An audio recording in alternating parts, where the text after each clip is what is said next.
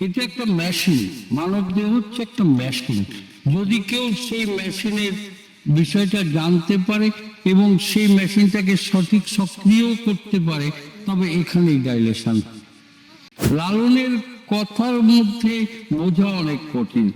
লালন কোনো গবেষণা লিখে যাননি, লালন বাণী দিয়ে গেছেন, সেই বাণীকে রিসার্চ করেই আমরা এত দূর এসেছি। এখন এই বাণীকে যারা সঠিক রিসার্চ করতে পারে না, তারাই ওই কাজগুলো করে বেড়ায়। এবং ওই যে সঙ্গিনী বলছে, হ্যাঁ সঙ্গী তো থাকবেই, কিন্তু এই নারী নিয়ে খেলাধুলা, নারী নিয়ে আড্ডা, এগুলো সাধনের কোনো অংশ নয়। কারণ আমি একটা জায়গায় বলেছি যে নারীর সঙ্গে কোনো সাধন নেই। আবার বলেছি নারীর দেহ লাগে, কিন্তু নারী থাকলে সাধন হবে না। কারণ ওখানে সাধনটা হচ্ছে একটা নারী দেহের মধ্যে যখন মায়া, মাতৃশক্তির উদয় হবে, মায়া শক্তির উদয় হবে, তখনই সে সাধিকা। আর সাধিকা ছাড়া কি সাধন চলে? একটা নারী থাকলে তো তার সঙ্গে সাধন চলবে না। কারণ আমি বলে গেলাম নেটে আর তারা করতে শুরু করলো, হবে না তো। কারণ কিছুদিন আগেই আমার একজন একটা ফোন করেছিল, বললো যে বাবা আমি তো নেটে দম সাধন দেখেছি, আমি দম সাধন চেষ্টা করেছি, চেষ্টা করতে যে আমি অসুস্থ হয়ে গেছি, আমার এখন অনেক রকম সমস্যা, বাঁচার পথ কি আপনি কি বলুন। আপনি আসুন, আমি চেষ্টা করব আপনাকে দেখে আপনাকে বোঝানোর যে কিভাবে রক্ষা পাবো। তাহলে আমি কি বলবো? এখন আমি বলে গেলাম আর তোমরা করার চেষ্টা করবে সবাই, আর তখন বিপদে পড়বে। তাহলে আমি তো মানুষকে বিপদে ফেলতে চাই না। যারা বলে, যারা নেটে বিভিন্ন রকম ভাবে বলে, আমি বলবো এরা সঠিক নয়। এরা নিজেকে প্রকাশ করার জন্য, ভাইরাল করার জন্য বলে। মিছে ধর্মের গল্প করো, আগে জাতের বিচার ছাড়ো। আমি বলবো যে এখানে হিন্দু, মুসলিম, বৌদ্ধ, খ্রিস্টান, এই যে জাতিভেদ, জাত নিয়ে যারা জাতাজাতি করছে, এদের কোনো ধর্ম নেই। এবং এই যে ধর্মের কথা বলতে এসে যদি বলা হয় হিন্দুরা এটা বলছে, খ্রিস্টানরা এটা বলছে, মুসলমান, আরে মুসলমান হওয়াটা তো অনেক কঠিন কাজ, এবং ইসলাম আরো কঠিন। যেমন আমি বলেছি যে ধর্ম পালন করা যায়, কিন্তু ধার্মিক হওয়া অনেক কঠিন কাজ। তা এই যে কথাটা প্রশ্নের মধ্যে বলেছে, এই কথাটার জন্য আমার এতগুলো কথা বলা। পুনর্জন্ম যে কথাটা আসছে, এখানে ইসলাম থেকে বলছে যে মানুষের পুনর্জন্ম নেই। আমিও বলি যে মানুষের কোনো পুনর্জন্ম নেই। এখন মানুষ তাকে হতে হবে। মানুষ না হয়ে আমি যদি পশু স্বভাব নিয়ে দেহ ত্যাগ করি, তাহলে তো পুনর্জন্ম হবেই, কারণ আমার শাস্তি হবে না। আল্লাহ বলেছে যে আমি ইনসান এবং জিন এবং ইনসানকে বিচারের কাঠ গড়ে দাঁড় করাবো, তাই না? তো জিন এবং ইনসান, এখন ইনসানের মধ্যে পড়ে কি? মানব, মানুষ। তা আসলে যদি কেউ মানুষ হতে পারে, তবে তার পুনর্জন্ম নেই, ইহাই সত্য। তবে যদি কেউ মানুষ না হয়ে দেহ ত্যাগ করে, তো অবশ্যই তার শাস্তি খাটার জন্যেই আবার বিভিন্ন ক্ষেত্রে গিয়ে জন্ম নিতে হবে। হ্যাঁ, তো ইহাই সত্য। যেমন 18,000 মাখলুক বলেছে, তাই না? তা 18,000 মাখলুক, এখানে বলছে যে 84 লক্ষ জনি ভেদ করে মানুষ হতে হয়, আর 80 লক্ষ জনি ভেদ করলে হয় মানব। এই যে আমরা মানব দেহ পাচ্ছি, তাই না? আর এই মানব দেহ পেয়ে যদি আমি মানুষ হতে না পারি, তাহলে আবার সেই 84 লক্ষের ধাক্কায় পড়ে যেতে হবে। ইহাই সত্য।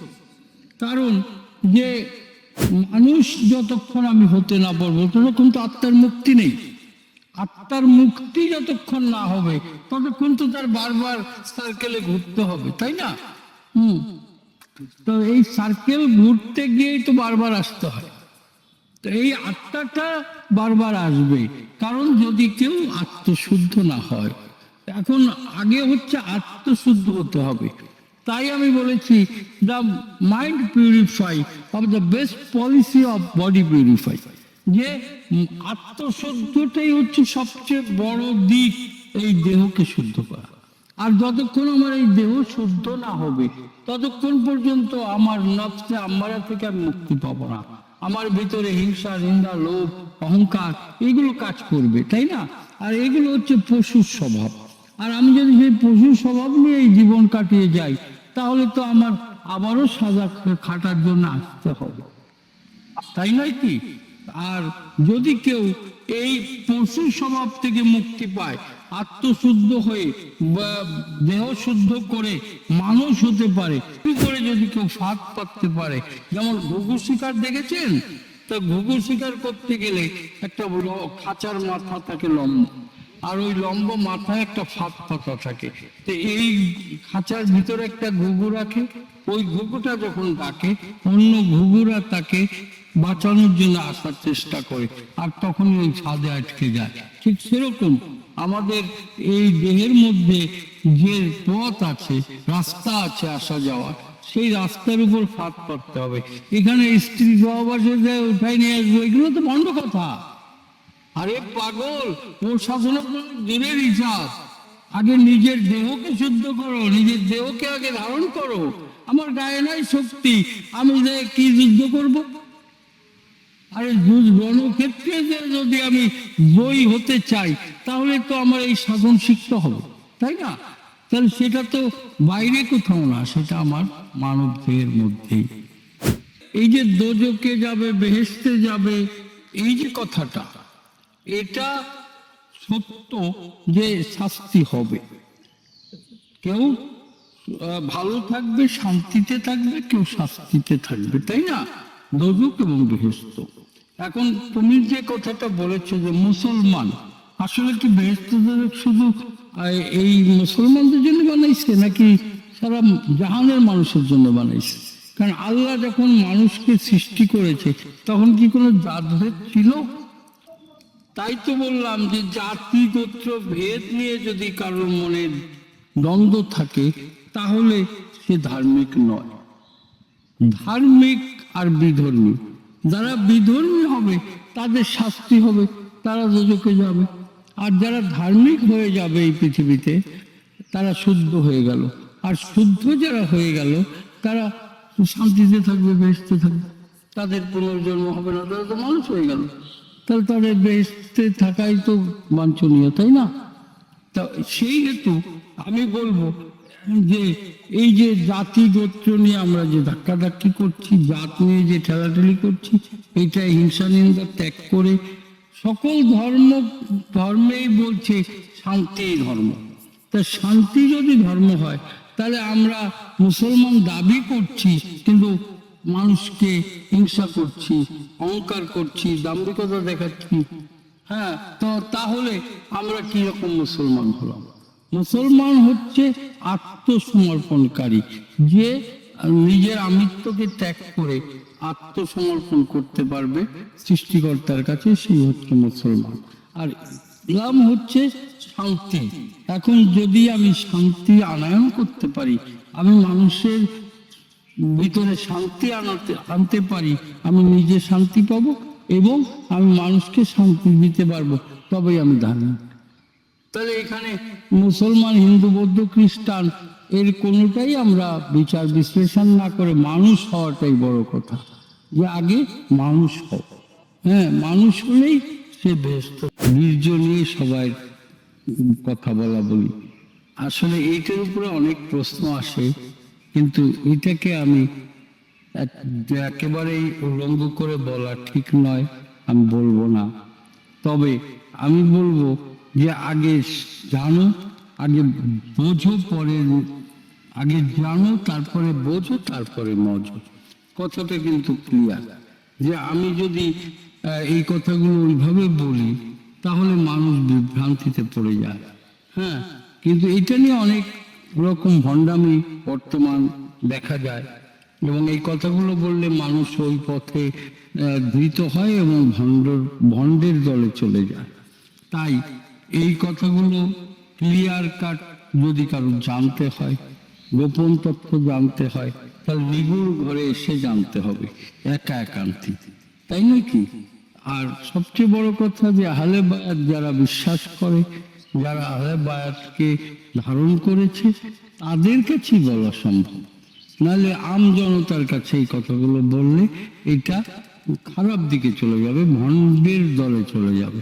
তাই আমি সবাইকে বলবো যে আপনারা আগে জানুন, বুঝুন, আর সেই জানা বোঝার জন্য একটা মানুষ দরকার। আমি যদি কিছুটা বলি সেটাকে আপনারা বিশ্লেষণ করলে হয়তো আরো কিছুটা পেয়ে যাবেন। আসলে এই যে মনি সাধন, মূলত রতির কোনো সাধন নেই, বীর্যেরও কোনো সাধন নেই, সাধনটা হচ্ছে মনি সাধন, মূল কথাটা হচ্ছে মনি সাধন। কিন্তু এটা বোঝে না মানুষ, তাই বলে রতি সাধন। আসলে রতির সাধন নেই এখানে। মনি হচ্ছে ষষ্ঠ অংশ, শুক্র, বীর্য, রতি, মতি, জ্যোতি এবং মনি।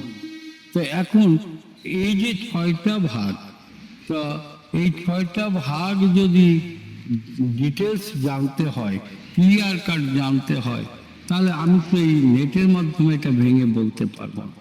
তা আমি এটুকুই বলবো যে আপনাদের যে প্রথম শুক্র থেকে হয় বীর্য, যেমন 60 ফোঁটা শুক্রকে ডাইলেশন করলে 1 ফোঁটা বীর্য তৈরি হয় মানব থেকে, আর 60 ফোঁটা বীর্যকে ডাইলেশন করলে 1 ফোঁটা রতি তৈরি হয়। তাহলে রতি তো অনেক ঊর্ধ্বের বিষয়। আর এই রতিকে যদি কেউ ধারণ করতে পারে, ধারণ করা মানে স্থিতি করা দেহের মধ্যে, যদি কেউ ধারণ করতে পারে তবেই তার ভিতরে মতির সৃষ্টি হয়।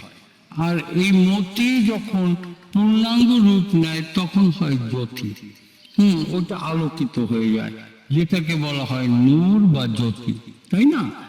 আর সেই জ্যোতিকে যদি কেউ ধারণ করে তবেই তার মধ্যে মণি তৈরি হয়। আর মণিটা হচ্ছে মানব দেহের মূল বস্তু। হ্যাঁ, এখন এই মানব দেহ থেকে যদি আমরা বীর্য আকারেই সব পতন করে দিই, তাহলে তার ওইখানে পৌঁছানো সম্ভব না। আর তাই আমি সবাইকে বলবো যে আপনারা আসুন, বুঝুন, জানুন এবং নিজেকে ধারণ করুন। দেখবেন কোন মানুষ অল্প বয়সে বুড়ো হয়ে যায়। কেন বুড়ো হয়ে যায়? চেহারা নষ্ট হয়ে যায়। কেন নষ্ট হয়ে যায়? তাদের মূল শক্তি, দেহের যে মূল শক্তি, এই শক্তি তারা অপচয় করে, আর অপচয় করার কারণেই তাদের দেহের শক্তি হারায়। আর এই শক্তিকে পুনরুদ্ধার করা অনেক কঠিন, এবং সেটাও সম্ভব যদি আমার চালান 16 আনা, 16 আনার থেকে আমি 12 আনাই নষ্ট করে ফেলেছি, 4 আনা আছে, তাহলে আমার কাছে কিছু সম্পদ আছে, আর সেই সম্পদ দিয়ে আবার ধীরে ধীরে সম্পদ বাড়ানো সম্ভব। কিন্তু এই কথাটা আমি ভেঙে বলবো না কিভাবে সম্ভব, কিভাবে কোথা থেকে পাবেন। তবে এটা আসতে হবে এবং নিগুড় তত্ত্ব নিগুড়ে জানতে হবে একান্তে বসে। হ্যাঁ, আমি যতটা যা পারি, একজন আহলে বায়াত গ্রহণকারী যদি হন তবে অবশ্যই আমি চেষ্টা করব তাকে বুঝিয়ে দিতে এবং তাকে নিজেকে নিজে ধারণ করার যে জ্ঞান, এই জ্ঞানটুকু আমি দেওয়ার চেষ্টা করব। তো আসলে এই বিষয়টা নিয়ে এর চেয়ে বেশি বলা আমার পক্ষে সম্ভব নয়। যদি কারো জানতে হয়